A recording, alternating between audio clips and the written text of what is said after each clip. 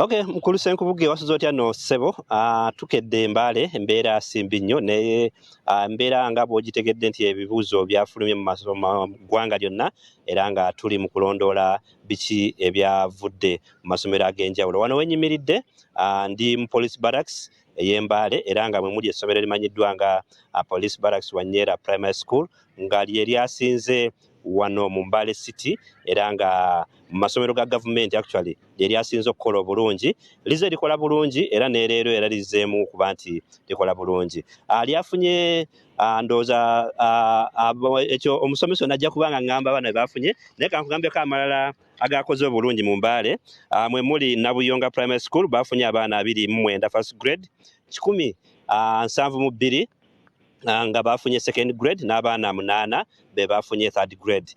Then Namakwekwe abaana 22 first grade, then 28 bafunye second grade, then abaana 6 ne bafuna third grade. So ekikulaga nti amasomero ga government agasinga gatandise okuba nti gakola bulungi era edda twali tumanyi nti woba onoonya abaana abagudde ogenda mu government schools naye ensangi zino embeera ekyuse era olabira ddala nti abasinga batandise okuba nti gakola bulungi nnyo era abazadde nabo batandise okuba nti bagendayo. Omusomesa ono y'omu ku basomesa abali wano ku Police Barracks Wanyera Primary School nga lye lyasinze okukola obulungi mu city agenda tubuulira bafunye abaana bameka era bakikoze batya okulabika nti bayisa bulungi abaana bano. Mama amannya kankwatireko. Amanya agange nze Nambozo Rose omusomesa ku Mbale Police Wanyera Primary School.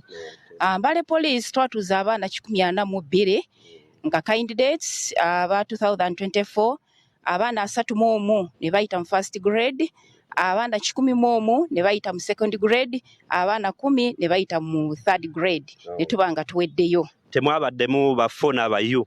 Tetwafunyeko fona eyo mukama wange. Mukikola mutyo okuba nti muri government schools oluusi enfuna ebeera ntono sente tebasasula fees naye ate ne musobola okukola obulungi? Mbale Police ng'essomero twesigamye ku masiga 3. Esiga erisooka lya musomesa.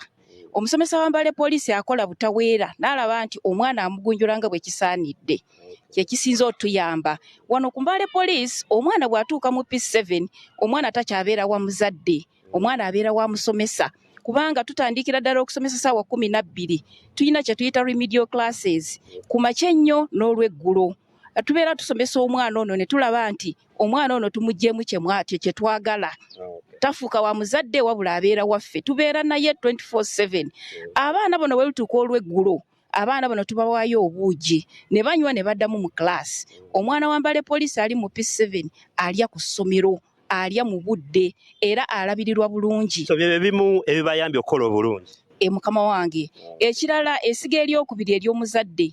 Omuzadde wa Mbale Police alina obuvunaanyizibwa bungi nnyo era tumwebaza nnyo kubanga omusomesa wa Mbale Police ebisala abisasula mu budde abasinga obungi. Batono nnyo be batasasula mu budde naye ate era bajja ne balaba nti boogera n'omukulu w'essomero ne batuukiriza ekyo kibeere kyetaagisa. Olw'obudde tujja kukomawo naye tujja kwongerezaako awebale nnyo mwebale kukola bulungi. Kale ssebo. Okay, mukulu Senkubuge olwakadde sijja kusukkawo naye nga Mbale Police Wanyera Primary School lyerimu lyasinze wano mu Mbale City n'okutwaliza mu Mbale District okuba nti lyakoze obulungi mu PLE oba Primary Leaving Examination ezafulumye olunaku olwajjo. Back to you mukulu Senkubuge, weekend ennungi mwenna abalabi baffe n'abadde batugobera. Temwerabira ku Sunday tubeereyo ffenna nga tujjaguza emyaka 14 ejja House of Prayer. Jjukira singa teyali House of Prayer ne Salt Media teyandibaddewo. So n'olwekyo mujje tubeereyo twebaze myaka 14 gye tumaze mu House of Prayer okusobola okuba nti ne Salt Media eyimiriddewo ku lwa House of Prayer. Download the Salt Media app from the Google Play Store and the Apple App Store.